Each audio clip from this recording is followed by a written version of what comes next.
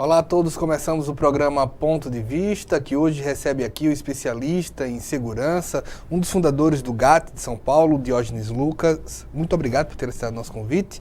A gente tem hoje convivido com a violência e a gente tem que se preparar para ela. Como o cidadão hoje deve se preparar, Diógenes? Bom, boa tarde a todos que nos assistem. Boa tarde, Wendel. Muito obrigado pelo convite.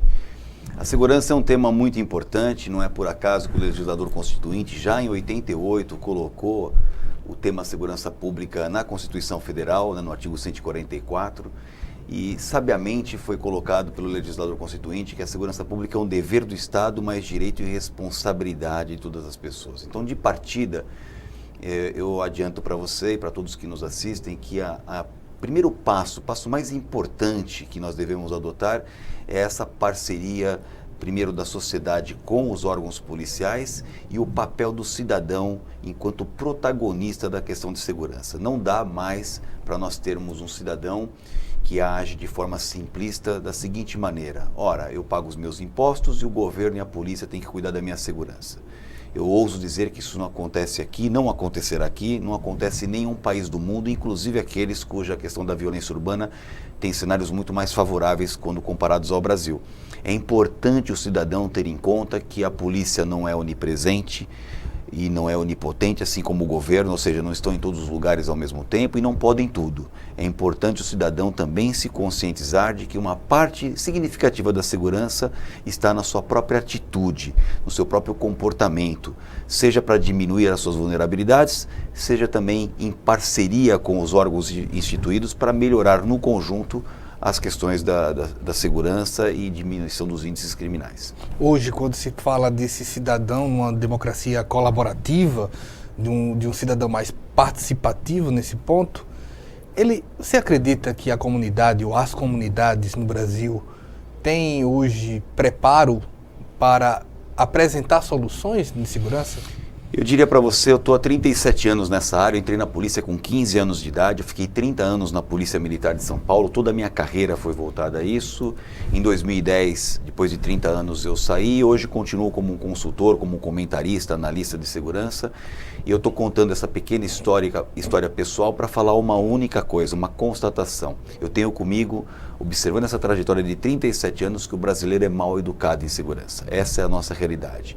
Nós temos hoje um brasileiro, no sentido geral, que acha que segurança é composta por um monte de gente chata, impositiva e um monte de regra chata a ser seguida. Daí o porquê nós lançamos o livro Segurança como Estilo de Vida, que é exatamente a bandeira que nós defendemos. Qual é a bandeira?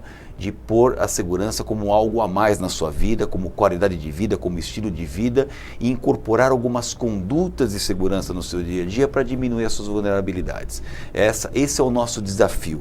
O desafio é pensar a segurança como estilo de vida. E eu costumo dizer para aqueles que estão nos assistindo uma coisa muito importante que caracteriza aquilo que eu defendo com a maior ênfase, que é a prevenção, né? Não é importante o que o bandido leva da gente, mas o que ele deixa na vida da gente, a experiência ruim, o trauma muitas vezes. O bem material ele perde importância 5 minutos após o evento crítico, mas aquilo que o bandido deixou na tua vida é que é complicado. Por isso que quando a gente incorpora a segurança como uma conduta diária, colocando segurança nas nossas atividades do cotidiano, a nossa vida muda completamente. Eu queria falar até dessas condutas, mas antes você abriu a primeira pergunta falando sobre a postura do cidadão de esperar o Estado, né? O aparelho do Estado, a segurança pública do Estado. E aí a gente tem claramente a pesquisa social brasileira feita pelo governo, que ela diz o seguinte: 74% da população brasileira acredita que só deve cumprir a sua função se o Estado cumprir primeiro. É uma visão de pouco espírito público, diferente se você for olhar e lembrar de um presidente americano que diz: não pergunte o que o seu país pode fazer por você, pergunte o que você pode fazer pelo país. Dá para mudar esse espírito público brasileiro para ajudar na segurança? Eu compreendo quando essa constatação vem à tona, né, do sujeito só querer cumprir essa obrigação a partir do governo fazer a dele. Eu compreendo isso. Porque nós temos um problema também em nível de governo, né? Nós temos uma questão muito séria que não foi tratada até hoje, que é levar a segurança pública como uma política de Estado. Nós temos uma estrutura deficiente, uma estrutura cara, uma estrutura que presta muito bons serviços, mas sob o ponto de vista macro, resultados questionáveis em termos de eficiência policial. Nós não temos a segurança como uma política de Estado, Wendel. Isso é muito grave. A Constituição foi promulgada em 88 e desde então o legislador constituinte ele foi sábio, ele falou: segurança pública vai estar na nossa lei maior, na nossa lei magna, no artigo 144, e ele falou a mais, ele falou: olha, eu vou estabelecer quais são os órgãos, elencou os órgãos: Polícia Federal, Polícia Rodoviária Federal, no âmbito estadual as polícias civis, polícias militares, até as guardas civis estão compreendidas na Constituição. Ele foi mais além, ele deu um resumo do que cada um desses órgãos deve fazer como características básicas, principais. E aí ele fala lá no parágrafo 7º do 144, ele fala: a lei disciplinará como esses órgãos vão funcionar de modo a lhes garantir a eficiência. E até hoje isso não foi feito. Nós temos uma lacuna do Poder Legislativo em implementar essa regulamentação, criar essas formas. Resultado: nós temos um sistema que é caro e que apresenta pouca eficiência. É por isso que o cidadão reclama do governo de uma maneira geral, de não ter esse melhor aparelhamento dos órgãos públicos relativos à segurança para dar um serviço de maior qualidade. Por outro lado, também tem o cidadão que precisa se conscientizar que, ainda que o Estado esteja aparelhado, se ele não tiver a colaboração individual, a gente vai ficar só enxugando o gelo, né? Mas, não exemplo, vai ter... a diferença entre as sociedades, sim. em que você tem claramente, pelo menos as pesquisas mostram, europeus, norte-americanos, em que tipo a comunidade é tipo, todos têm responsabilidade com ela. E aqui você tem tipo, eu tenho que pagar meu imposto. É exatamente isso que eu falei no início, né? Que reforço aqui. São dois comportamentos, um de achar que o Estado deve cuidar de tudo, e outro uma questão que precisa ser muito desenvolvida no brasileiro, que é o senso do coletivo. Juntos podemos muito, isoladamente nós somos fracos. É muito comum o vizinho não conhecer o outro vizinho. A gente fala em exemplos como, por exemplo, a vizinhança solidária, vigilância solidária, ou seja, ações individuais que num conjunto, né, o sujeito conhecendo o seu vizinho, conhecendo a comunidade, se integrando a um conselho de segurança, colocando coletivamente a discussão e ajudando a polícia de forma mais organizada, ou outros órgãos também. Esse senso de coletivo falta ao brasileiro ainda. Essa é uma constatação que eu também tenho, que corrobora essa percepção que você traz na pesquisa que você apresenta. O quanto os aparelhos ou os mecanismos de segurança precisam ser ostensivos para causar, ou pelo menos para trazer uma sensação de segurança. E eu queria dar alguns exemplos no sentido seguinte: você tem, para não ir muito longe, você tem em Alagoas um corredor de praças, em Maceió, em que você não vê nenhum policial nele e logo ele é desabitado. Isso está na parte nobre de Maceió. E você tem a 120 quilômetros daqui, em uma cidade, a segunda maior cidade, Arapiraca, uma praça extremamente habitada com muitos policiais. A parte de pessoas, nesse sentido, dá a impressão de que, tipo, é preciso você ter o policial para que a pessoa queira estar na praça. É isso mesmo? É isso mesmo. A primeira coisa que eu queria, antes de entrar no assunto em si da presença ostensiva da polícia, é deixar para aquele que nos assiste aqui uma mensagem muito importante. Segurança pública não é polícia e polícia não é segurança pública. Esse é um outro erro do brasileiro. Ele só enxerga a polícia. A polícia é uma engrenagem de um mega sistema chamado segurança pública, que é composto primeiro pela prefeitura. A prefeitura tem um papel importante, Wendel, na segurança pública. A prefeitura tem o papel da prevenção primária. O que é prevenção primária? É iluminação pública, é identificação correta dos logradouros, é fiscalização do comércio clandestino. tudo isso são vetores para a violência urbana. Você tem a prevenção secundária, que cabe à polícia militar, que é o policiamento ostensivo preventivo. Você tem a prevenção terciária, que já envolve a polícia judiciária, que é a polícia civil, Ministério Público e magistratura. Você tem o sistema prisional, você tem o poder legislativo. Olha só quantas engrenagens que nós temos. Então são várias engrenagens, não podemos delegar toda a questão de segurança pública à polícia. E agora voltando aqui especificamente à sua pergunta. Por coincidência, eu conheço o comandante da polícia de Arapiraca, né, o Coronel Bolivar. É um profissional que veio das operações especiais, nós temos uma relação muito próxima e é óbvio que no cenário que a gente vive hoje, a presença policial ela é importante, ela é intimidatória.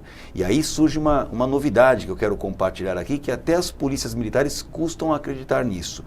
A ostensividade ela se faz com a presença ostensiva da polícia, mas ela também pode ser feita com a presença velada. Ou seja, quando o criminoso ele vê um policial fardado num logradouro, ele tem um efeito preventivo. Ele sabe que ali, se ele cometer o crime, ele vai estar com muito risco de ser preso, do confronto. Então, isso gera um efeito intimidatório.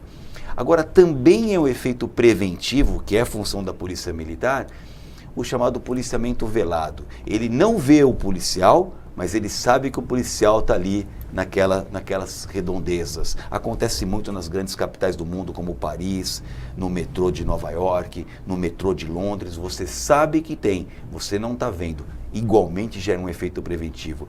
E eu percebo agora como comentarista e analista em segurança que as polícias militares têm muita dificuldade e um pouco de receio de fazer o chamado policiamento preventivo velado. Por quê? Porque eles têm receio de que o sujeito, uma questão de confiança, Wendel, eles têm receio que o sujeito, estando civilmente trajado, ele possa não estar no local, possa abandonar o local, fica difícil o controle. Se o princípio fosse da confiança, se o policial tivesse, por parte dos seus comandantes, a confiança necessária, tivesse uma relação bem estabelecida de compromisso e comprometimento, não haveria essa desconfiança e isso geraria um efeito importante. Você imagina chegar aqui num local, num logradouro aqui das praias da orla de Maceió, e o criminoso sabe que ele está vendo lá, sei lá, 20 policiais fardados em pontos estratégicos para atendimento da população, para situações, mas tem 40 que estão espalhados ali e ele não está vendo.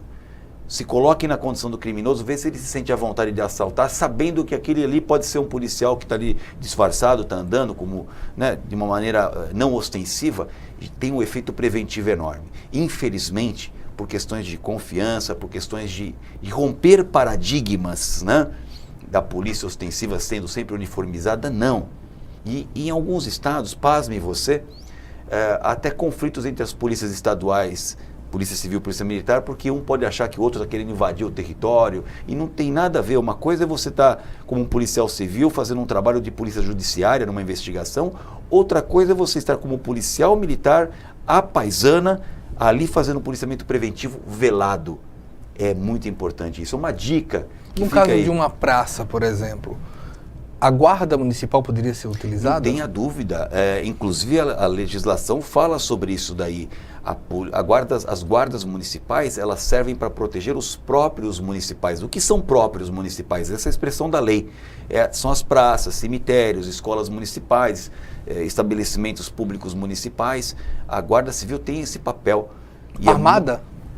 Eu diria, eu tenho uma restrição. Aqui nós temos, eu não sou contra a instituição do armamento para as forças policiais, mas particularmente as guardas civis, eu tenho um certo receio disso. Eu acho que a Guarda Civil podia ser uma guarda desarmada, uma guarda de proximidade. De armas não letais? Eu vou falar aqui uma coisa importante para você, Wendel, e para todos que nos assistem, é um alerta. Lamentavelmente, algumas guardas municipais estão imitando as polícias militares estaduais naquilo que a gente quer se livrar, naquela coisa da década de 70, naquela coisa de andar com a boininha aqui, da autoridade. Exatamente, autoridade. Então é lamentável isso. O que nós precisamos, Wendel, é aproximação. O cidadão tem que ver num policial uma situação de conforto. Ele tem que ver um policial se sentir seguro, se sentir feliz. Ele tem que falar bom dia, boa tarde, boa noite para o policial e o policial a mesma coisa. A gente, nas cidades do interior, normalmente isso acontece, mas nas grandes capitais eu ainda vejo muito essa coisa assim, sabe? O cidadão meio afastado, com um pouco de receio do policial, e o policial também atendendo. Você não vê um policial ajudando uma parturiente, ajudando uma pessoa a atravessar uma rua, uma senhora de idade, um cadeirante, essa coisa que o policial poderia fazer de uma maneira mais efetiva, até para causar uma maior confiança, se sentir ali um apoiador do cidadão. Essa é a polícia que eu sonho um dia para o nosso país. A gente está indo para o nosso primeiro intervalo. Eu estou aqui com o Diógenes Luca, a gente está aqui, especialista em segurança, um dos fundadores do GAT. A gente vai falar um pouco mais disso no próximo bloco. Vamos para um intervalo, a gente volta já.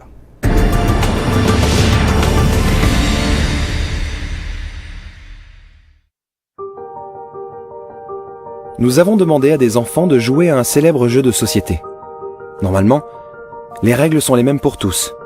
Mais pas cette fois-ci. Bonjour les enfants. Bonjour. Une moitié de joueurs commence avec 1500 €, l'autre moitié avec 750 €. Mais ça se fait pas. Ça se fait pas. Un des joueurs favorisés aura 3 rues et 2 maisons dès le début de la partie. 3 rues et 2 maisons. Non. Ça se fait pas. C'est injuste. Un joueur possède une carte qui lui permet de ne jamais aller en prison. Toi, tu vas en prison. Pourquoi? C'est comme ça, c'est la règle. 1, 2, 3, 4. Comme tu as des béquilles, tu ne peux pas acheter de gare. Tu passes par la case départ, normalement c'est 200. Mais toi, comme tu es une fille, c'est 150. Pourquoi? Et les garçons, ils gagnent combien s'ils passent à la case départ? 200. Pourquoi? Tu vas faire 6 dés. Mais il y a que des 1. Mais ça se fait pas. Mais t'as vu la tricherie. Mais toi, par exemple, tu vas pouvoir acheter que la première race. Et pourquoi? Mais pourquoi? Ça m'énerve.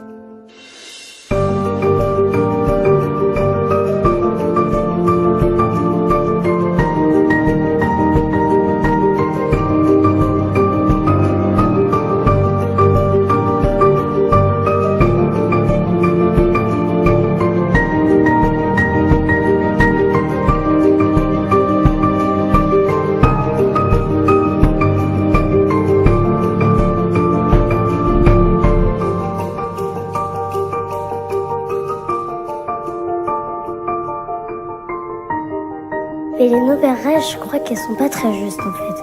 Je crois même qu'elles sont pas justes du tout.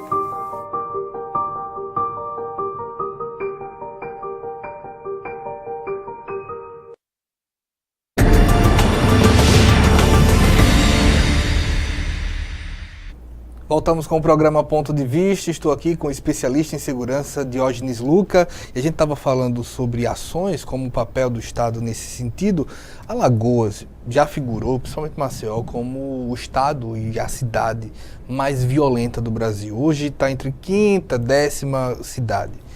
E parte disso, pelo que nós acompanhamos nos últimos anos, se deu pela integração de Polícia Civil, Polícia Militar, Guarda Municipal, Polícia Federal.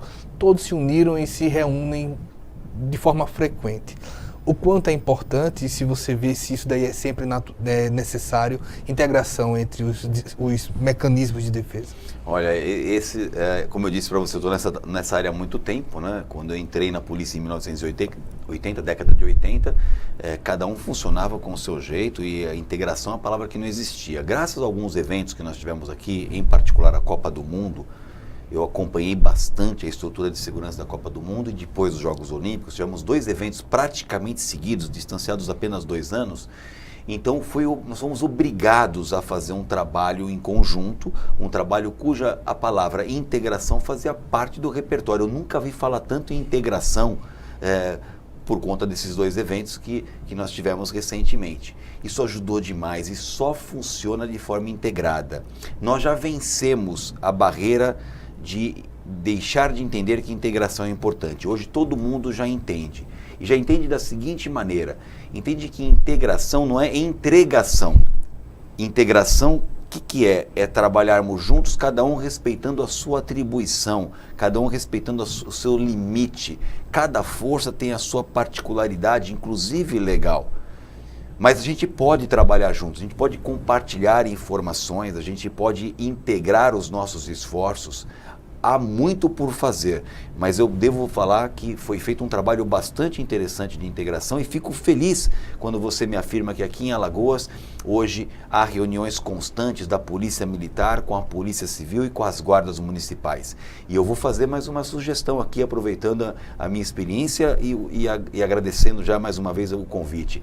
Por que não inserir a segurança privada também na mesa de reuniões? A segurança privada, ela não é um ente elencado responsável pela segurança pública, mas ela é um ente responsável pela segurança privada. Mas ela tem um interface conosco. Toda vez, Wendel, que você ouvir na imprensa uma notícia da seguinte ordem: a Polícia Civil consegue as imagens e conseguiu prender por conta das imagens das câmeras de segurança o bandido fulano que assaltou em tal lugar. Da onde vêm essas imagens? Vem das empresas de segurança que colocaram... Que é uma rede, né? Que é uma muito rede, alta, colocaram né? os seus recursos numa loja, numa empresa, numa residência, e graças a essas informações a polícia conseguiu esclarecer um crime. Então é a segurança privada ajudando o trabalho da polícia judiciária. Então nós não podemos desprezar essa força. A segurança privada tem que sentar na nossa mesa e fazer parte. Além do que, só para vocês terem uma ideia, são mais de 500 mil vigilantes no país.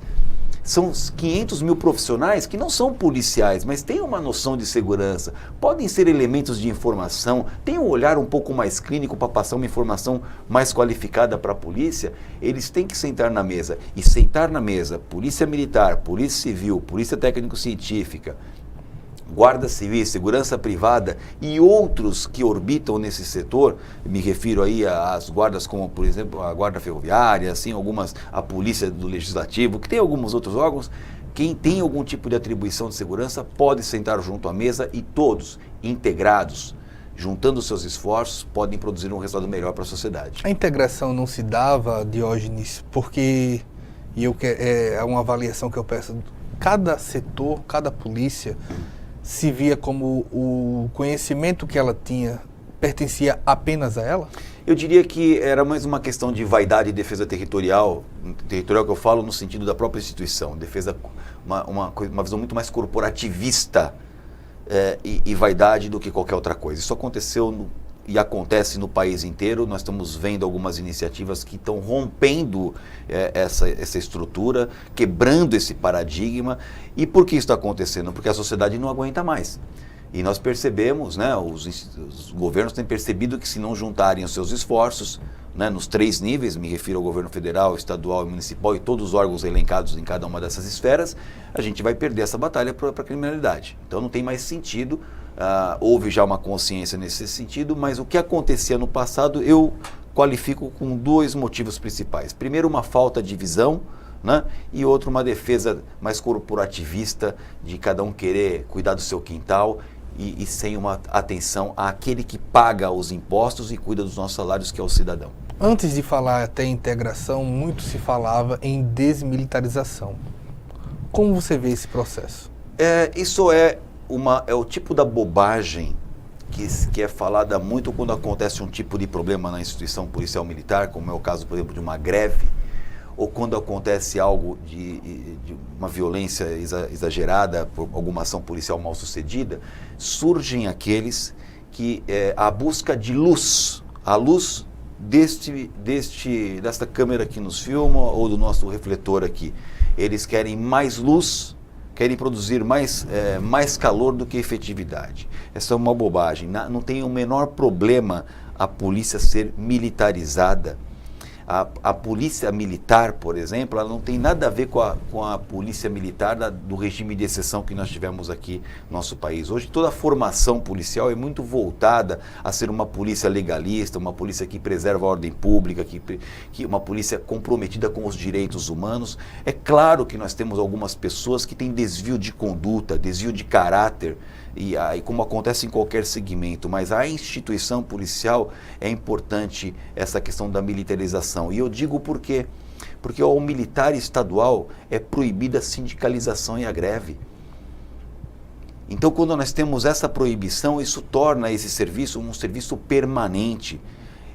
Eu sei que aconteceu um incidente grave lá no Espírito Santo, no qual houve a paralisação da polícia militar e gerou uma comoção, quase que um conflito social muito grande lá.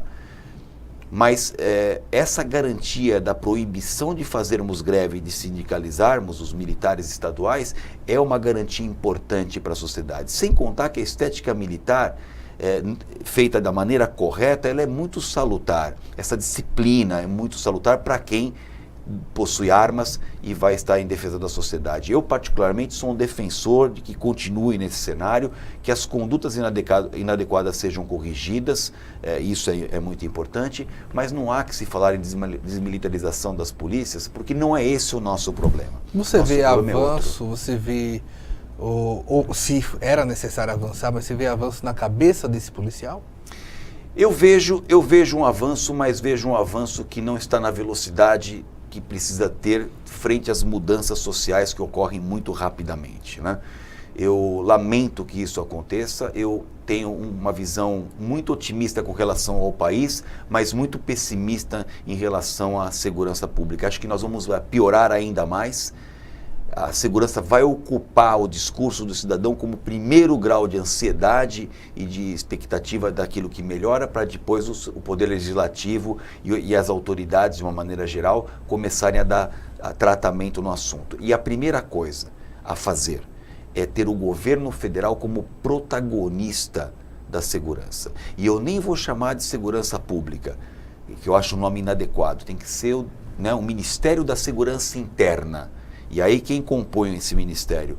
Todas as forças policiais, desde a Polícia Federal, as polícias estaduais, as guardas municipais, a segurança privada, todos esses entes que podem ajudar a segurança interna. Quando nós tivermos o governo federal dando o norte, dando o rumo, dando o encaminhamento, corrigindo as distorções, porque você não pode ter numa polícia militar no Brasil um soldado que ganha R$5.000 e outro que ganha 2. Não tem cabimento um negócio desse, né? A gente tem distorções absurdas. Você não pode ter uma polícia, por exemplo, que tem, no caso de São Paulo, tem 55 coronéis para 90 mil homens, e tem a Polícia Civil que tem mais de 100 delegados de classe especial para 30 mil policiais. Então tem distorções.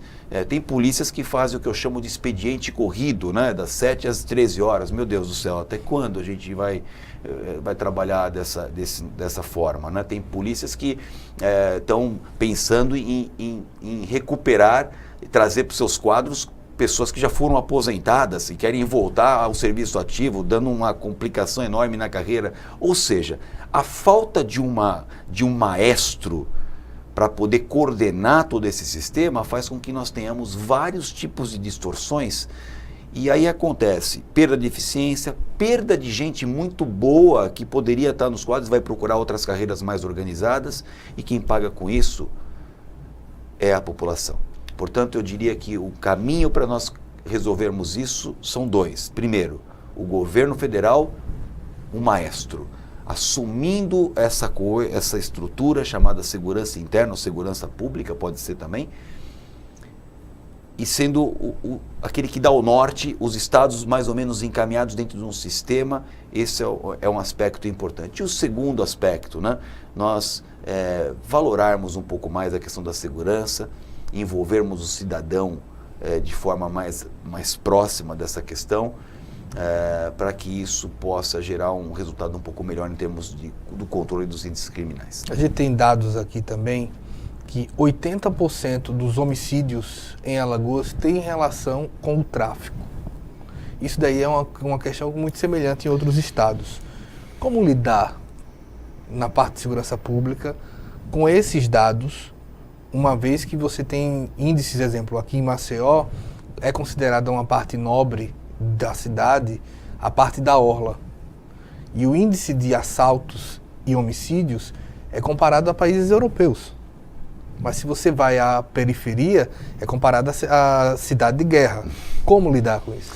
A droga hoje é talvez o principal vetor de toda a criminalidade. Quando a gente fala, eu costumo dizer, quando nós vamos atrás da origem da nossa violência urbana, dos índices criminais que nós temos, quando você começa a cavocar, a raiz do problema é a droga, o tráfico de entorpecentes. É um problema que o mundo não achou solução. Nós tivemos países que liberalizaram o uso da droga, estão revertendo, Portugal, né? Tem países que estão dando um certo controle, não se sabe ao certo, né? Aqui no Brasil eu vejo que há uma pouca tendência, embora algumas ideias, mas o Brasil é muito conservador no sentido de fazer a liberalização. E eu temo que um pouco dessa preocupação, imagino, é por conta do impacto que isso pode ter nas questões de saúde pública, que já é uma coisa, um gargalo nosso, né? Muita gente... Principalmente a primeiro de forma imediata, né? Exatamente, há uma preocupação, ninguém sabe ao certo. Mas uma coisa é certa, não encontramos uma forma de lidar com o tráfico de drogas. E ele é o grande vetor da criminalidade.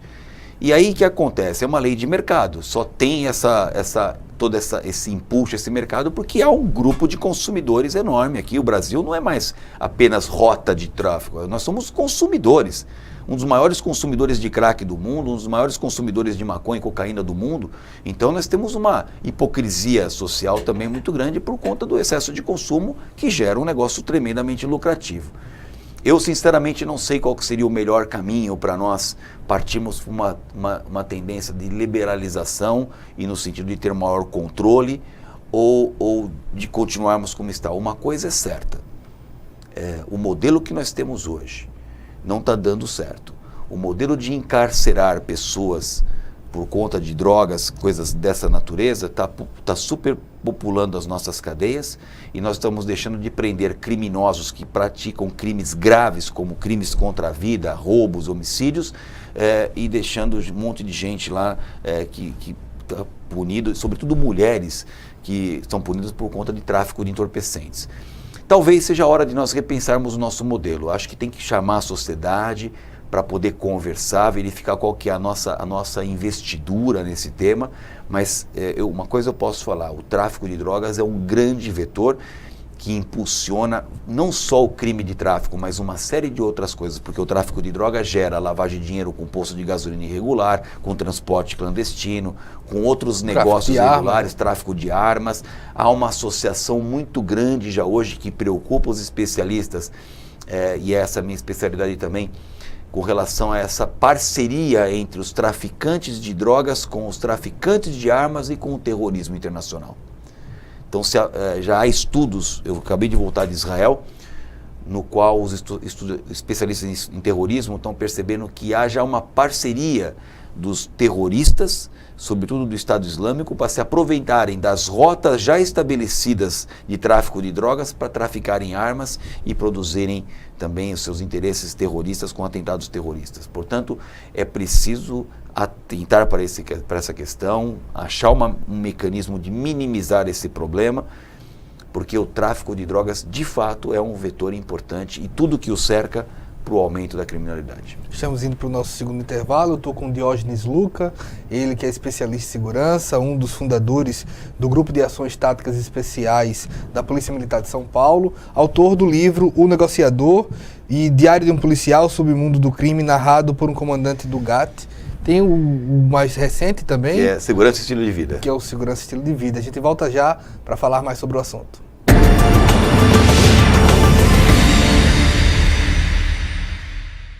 É bom roteiro, hein? Nossa, bonita essa história. Não é tão bom a gente poder fazer uma história brasileira. Poder filmar o Brasil. Poder emocionar as pessoas com uma história assim. A gente produz praticamente mais de uma centena de filmes no Brasil, de vários gêneros diferentes. A gente tem uma diversidade cultural, né? Cultural, de cenários, de histórias. Tantos cineastas jovens surgindo com ideias completamente novas. Tá todo mundo trabalhando. Né? Cabe, todo mundo cabe, assim. Acho que a nossa produção só cresce. A gente sempre teve filmes lindos, mas agora é uma quantidade. Eu acho que o público consegue perceber a qualidade das produções nas diversas telas. Não é só a tela do cinema também. Tem as séries que chegam a qualquer lugar. E um espelho para que o brasileiro se conheça. A gente está vivendo um momento muito especial. Graças ao talento dos profissionais e aos investimentos do governo federal, o audiovisual brasileiro se tornou grande. Grande como os nossos sonhos, talentos e histórias. E com o seu reconhecimento vai ficar ainda maior. Audiovisual brasileiro.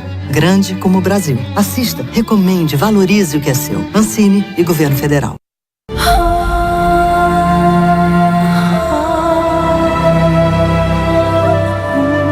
que é urgente para você.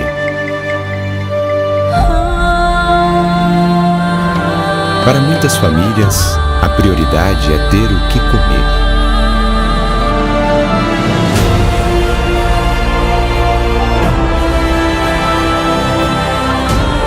Muito triste aqui, sem água. Porque eu não estou comendo quase, eu como bem pouco. Já estava sem nada, né, praticamente, quase no final do mês, aí vai acabando tudo. Fico muito feliz, né, que nós recebemos essa cesta e vamos se alimentar com ela.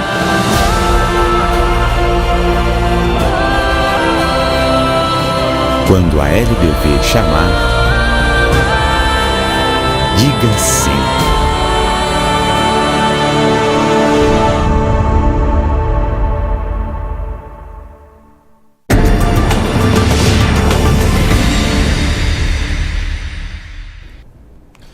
Voltamos com o programa Ponto de Vista. Estou aqui com um especialista em segurança, o Diógenes Luca.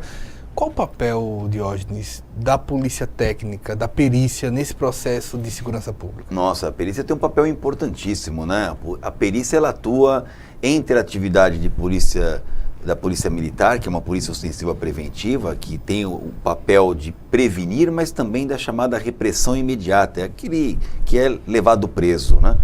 E aí vai para a polícia judiciária, que é a polícia civil que vai apurar essa infração cometida.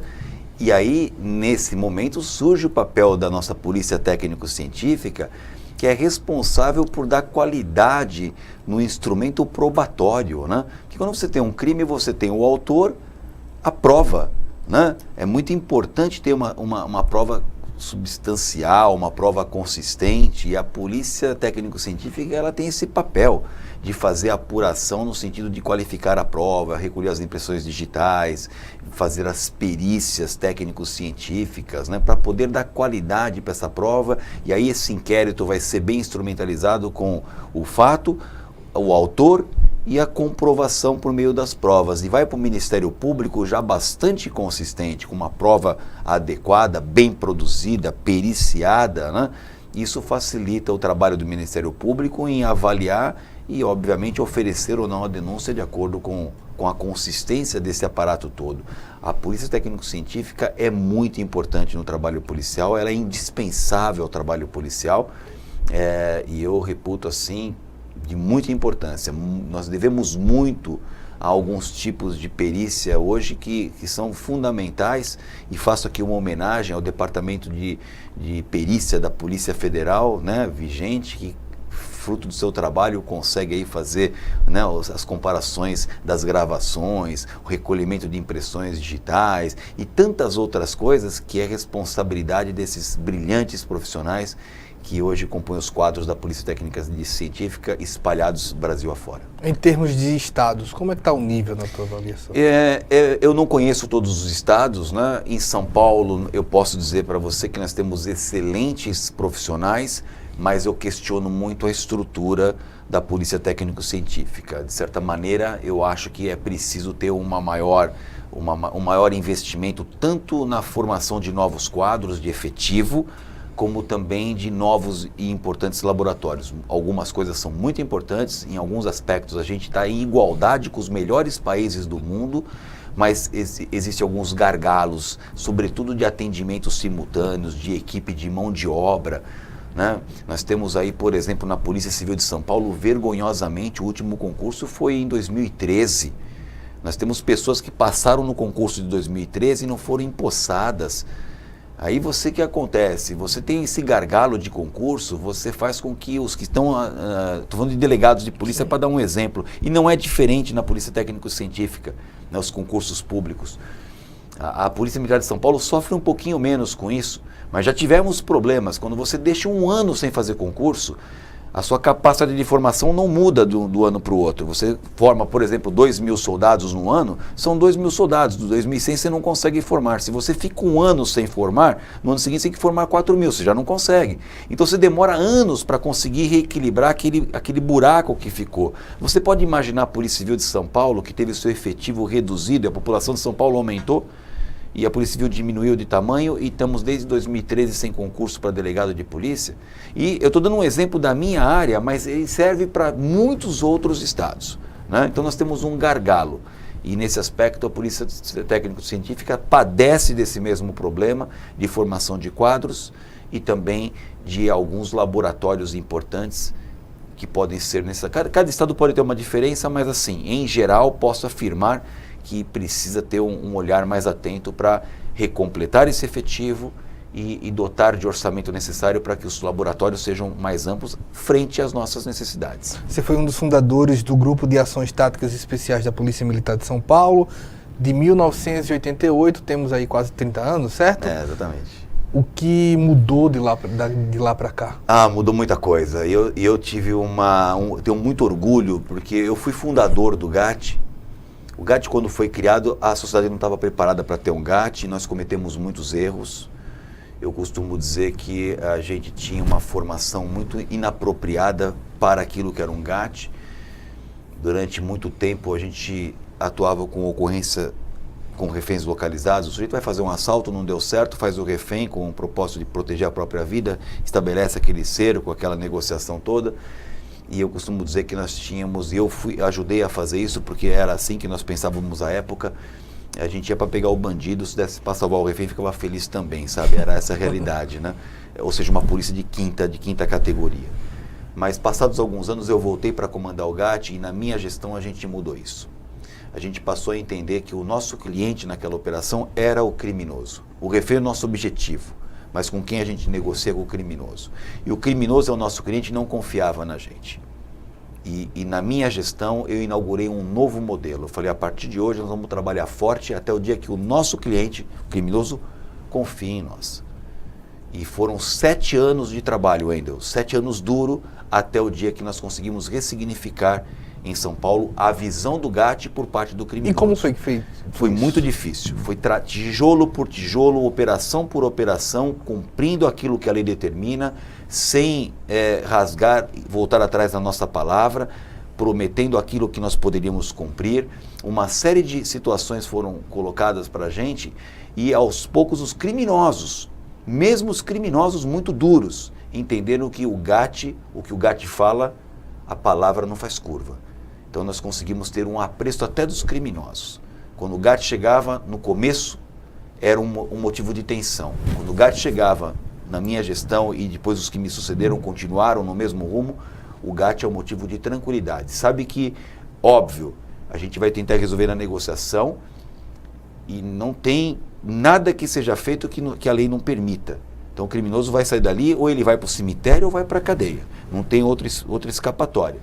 Mas aquele que está disposto a se render e ir para a cadeia vai sair dali com a dignidade preservada. Nós não temos nenhuma questão pessoal com o criminoso, não importa o passado dele, não importa qualquer que seja a circunstância, a gente cumpre a lei. O GAT é uma tropa legalista. Eu tenho muito orgulho de ter feito parte dessa mudança de foco, dessa mudança de visão, e hoje o GAT é uma polícia que opera no estrito cumprimento daquilo que a lei determina, as boas práticas determinam.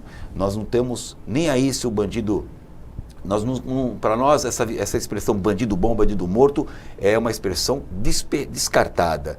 Nós queremos bandido bom é bandido preso. É claro que eu não estou excluindo a possibilidade de fazer uso de força letal se necessário for. E já aconteceu algumas vezes. O GAT ser obrigado, por uma série de questões, a fazer uso de força letal porque nós não colocamos uma alternância das nossas prioridades. A prioridade é salvar o refém, é proteger o policial e o criminoso também. Mas nesta ordem, nós nunca procuramos, para preservar um criminoso, colocar em risco um refém ou a nossa própria vida. Jamais. Primeiro, a nossa vida do refém e, por último, a do criminoso. Mas para nós, a nossa busca, Wendel, é sempre para resolver da melhor maneira possível, inclusive garantindo ao criminoso que está disposto a seguir as nossas orientações, todas as garantias que a lei lhe permite. Nós não temos nada de pessoal, nós cumprimos a lei rigorosamente. Esse é o meu orgulho de ter feito no GAT, na minha gestão, dos 7 anos que eu fiquei, gerado esse comportamento que hoje os meus sucessores dão continuidade. Hoje o GAT é uma tropa referência de correção de comportamento, de legalidade. O GAT não usará a força letal se não for extremamente necessário. Para nós, o nosso grande objetivo é resolver a crise da maneira que a lei determina, com as boas práticas. Esse é o grande orgulho que eu tenho. No caso dessa negociação, tem um negociador qual a principal característica desse negociador? Eu fui negociador durante muito tempo. E hoje dou aula de negociação, inclusive faço uma aproximação da negociação das operações com reféns com o mundo corporativo, é um trabalho que eu faço. A negociação, nós aprendemos muito com a negociação está no nosso dia a dia o tempo todo, né? Então eu faço muita a aproximação da negociação de tensão de ocorrências com o do mundo corporativo. Mas eu aprendi uma coisa, que o negociador tem que ter duas qualidades. A primeira, um certo perfil, porque não é para qualquer um ser negociador. Tem pessoas que têm uma certa dificuldade em se relacionar, em falar, em se expressar. Tem outro tipo de inteligência. Eu diria que um negociador tem que ter uma inteligência verbal, de se comunicar. Acho que isso é um predicado. Mas não é o mais importante, porque isso pode ser mais ou menos desenvolvido. Talvez não fique um virtuoso, não fique um destaque, mas vai fazer ali o arroz com feijão bem feitinho. Agora, a segunda coisa importante do negociador é o conhecimento. O conhecimento das boas práticas, da doutrina, das técnicas, táticas e estratégias de negociação. Wendel, o estudo profundo da mentalidade humana, de psicologia, de PNL, programação neurolinguística, tudo isso é o repertório de formação do negociador. Mas isso já era possível na década de 80? Na década de 80 não, mas na década de 90 já era. Na década de 80 o GAT, como eu te disse, era uma empresinha de quinta. A gente ia lá, resolvia no método seguinte: pé na porta, arma na mão, coração valente. Era assim que a gente agia. Ou seja, cometemos muitos erros. Mas a partir da década de 90 nós começamos a mudar. E hoje já está consolidado.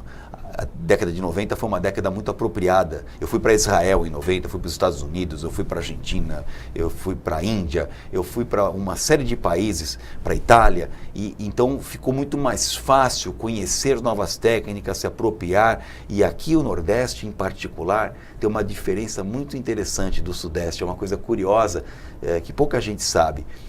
O nordestino, de uma maneira geral, ele tem uma relação com a política muito mais efetiva do que o pessoal do Sudeste, dos grandes centros. Nós, por exemplo, não conhecemos os deputados, um ou outro que conhece, aqui vocês conhecem, tem uma relação mais próxima, etc. E isso ajuda muito quando vem um curso, alguém oferece um curso no exterior, cai lá no Ministério da Justiça e tal. O pessoal do Nordeste sempre tem mais alinhamento com os políticos, acaba caindo aqui. Eu vou falar onde termina essa história. Se você pegar proporcionalmente a quantidade de policiais do Sudeste e do Nordeste que vão para o exterior fazer curso, aqui vocês ganham. É engraçado isso aí, eu tenho muitos amigos do Nordeste que já foram, porque essa relação política, às vezes vem uma ou duas vagas, vou dar para quem? Vou dar para os meus amigos. Para quem? O pessoal do Nordeste que eu conheço. Né? Essa relação política, que é uma beleza que vocês têm aqui, é um valor muito grande. Essa proximidade com o ente público, né? Essa coisa um pouco mais... da democracia, né? É bacana isso daí. No Sudeste a gente ainda tem uma certo distanciamento, talvez da grandeza, né? Da cidade e do Estado, dificulte um pouco. Vocês aqui são um pouco menores, então pode facilitar um pouco mais. Mas, voltando à sua pergunta, o conhecimento é muito importante para o negociador. Sem conhecimento, ele pode até não ter muito talento, mas se ele transbordar em conhecimento, ele consegue manejar bem uma situação. A gente está indo para o nosso último intervalo. Estou aqui com o Diógenes Luca, especialista em segurança. A gente volta já.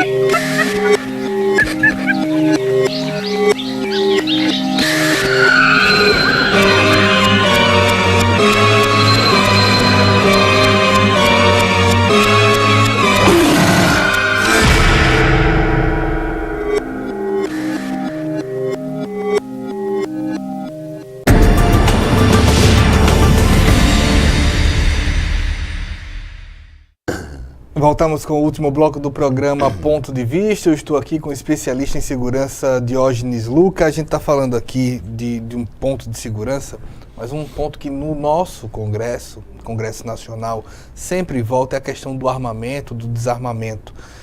Para a segurança, aqui no Brasil, como você vê o modelo ideal?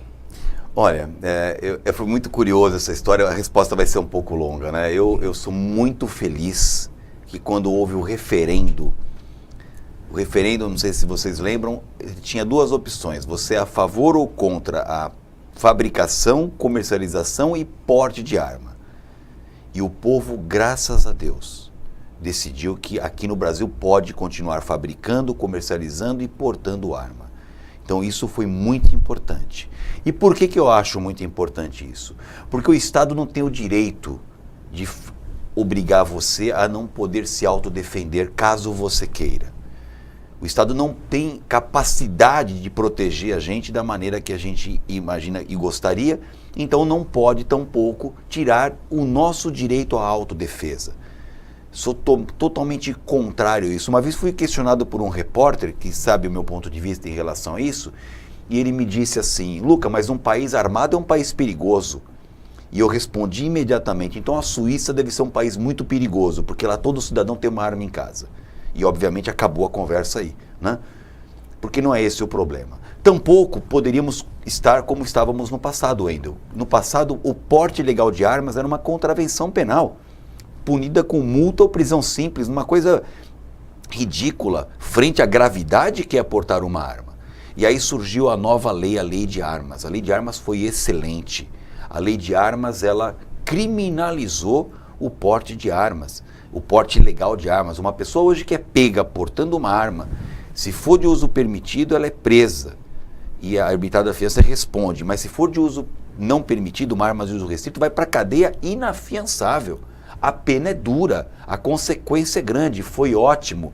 Uma outra coisa que eu também concordo, a política de convidar as pessoas a entregarem as armas que não usam mais, porque eu não acho que é correto uma pessoa ter uma arma em casa se ela não sabe usar, se ela não sabe para que está lá, ganhou de herança, está lá e não tem a menor cabimento dessa arma em casa. Essa arma vai ser alvo de uma criança pegar inadvertidamente e produzir uma tragédia familiar, vai ser um bandido que vai roubar a casa, rouba mais uma arma. Então esse é um problema muito sério. Sou a favor de estimular as pessoas que não queiram usar arma, devolver essa arma, não ter. Agora, daí a proibir alguém que queira ter a sua arma em casa para sua autodefesa, longe disso.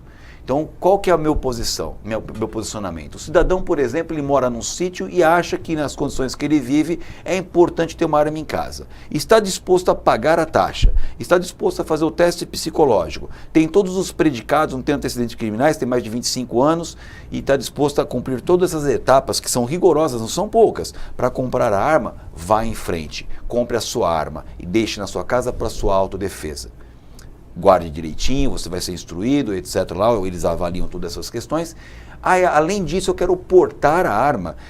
Meu trajeto é um trajeto perigoso e eu quero ter o direito de portar minha arma. Não tem problema. Vá seguir agora os outros obstáculos que existem para você portar uma arma. Não são poucos, mas são possíveis. Né? Tem que chegar lá, explicar o motivo, tem que apresentar um bom arrazoado, a autoridade policial vai avaliar aquilo se tem pertinência e ele pode ter um porte de arma. Eu acho tremendamente correto o que acontece hoje.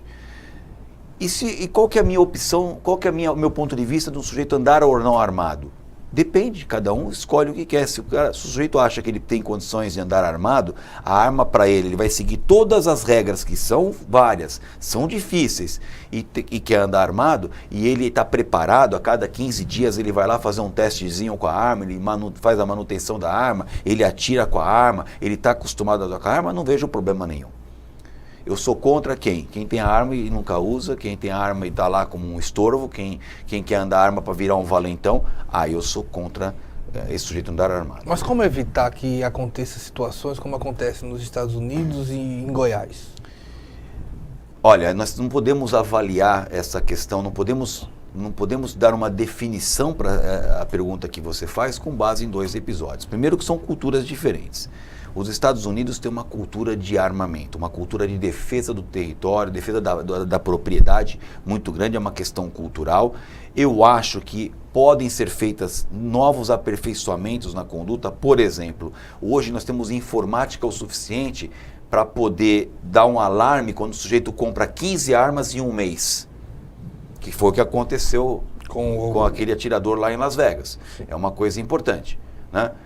Daria para a gente criar novos mecanismos de controle, ter uma fiscalização mais efetiva para quem tem muitas armas. Então, você tem tecnologia para isso. Os Estados Unidos pode prosseguir nisso daí. Agora, o caso de Goiânia é um caso que não pode entrar na nossa conversa aqui, Wendel, porque é um caso totalmente inusitado. Os dois pais são policiais.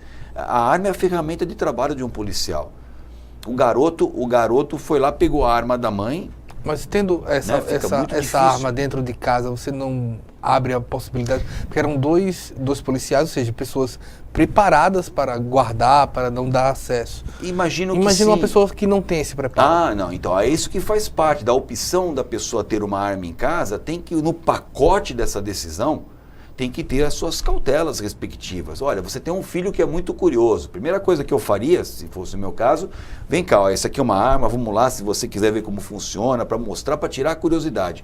E aí você avalia teu filho. Se isso não for suficiente para ele, você tem que colocar num cofre, lacrar, guardar a chave e levar contigo. Obviamente, depende muito da circunstância. Ou então, no limite, se é uma pessoa muito espoleta, vamos chamar assim, você tem que abrir mão disso daí, sob pena de ter uma tragédia. Né? Mas eu costumo dizer o seguinte, a gente dá tratamento para situações de acordo com o problema que surge. Mas nunca, eu não vou achar uma expressão mais polida para falar aqui, não vamos matar a vaca para acabar com o carrapato, sabe? É a expressão que eu acho mais apropriada aqui para o meio chula, mas talvez mais pronta do que eu quero dizer aqui. Não quero abrir mão de que o cidadão tenha o direito de se autodefender caso queira seguir todas as normas, todos os obstáculos. Essa é a minha posição. E um outro problema importante, só para fechar o raciocínio, nós temos um problema muito sério com relação à nossa fronteira, né? Desarmar o cidadão e deixar essa fronteira franqueada como ela é hoje, com um monte de fuzil entrando aqui no nosso país, eu acho que nossa energia tem que ser para tirar os fuzis de circulação. E aí uma dica importante, que deve ser feita, já está tarde. Eu falei que a lei de armas foi muito importante, mas ela parou no tempo. Nós não podemos dar uma mesma pena em termos de quantidade de anos na cadeia para um sujeito que porta uma pistola e um sujeito que porta um fuzil. A gravidade é muito diferente e a lei precisa ser aperfeiçoada nesse sentido. Para a gente avançar na questão da sociedade, nós tivemos recentemente o caso do goleiro do Botafogo sendo assaltado, procedimento para orientar a população nunca reagir.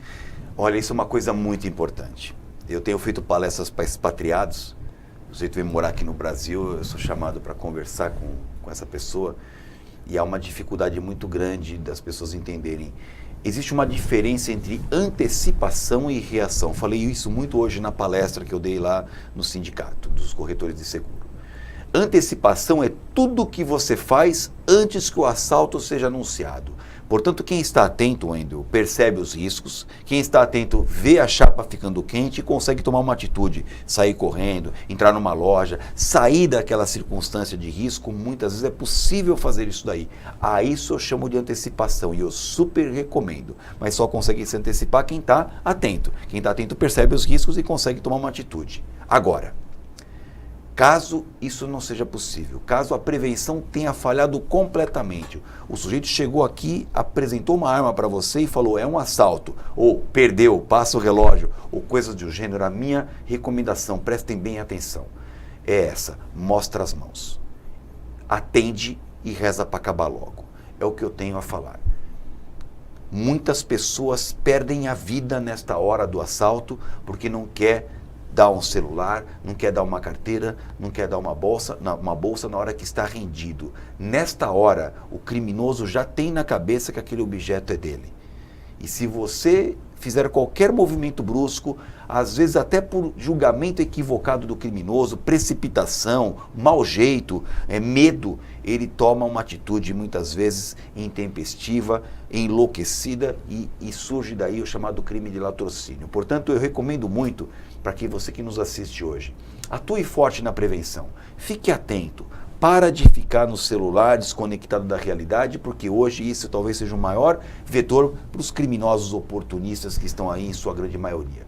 Agora, se a prevenção falhou, não reaja. Não reaja porque é a porta de entrada para um crime chamado latrocínio. Você está trocando a sua vida, a sua integridade física por conta de uma carteira, de uma corrente ou de um aparelho de celular. Mau negócio.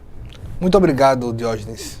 Eu que agradeço, Endo, a você e ao programa Ponto de Vista, você que nos assistiu até agora. Obrigado. Eu te agradeço também a você pela audiência. Espero uma próxima oportunidade. Até mais.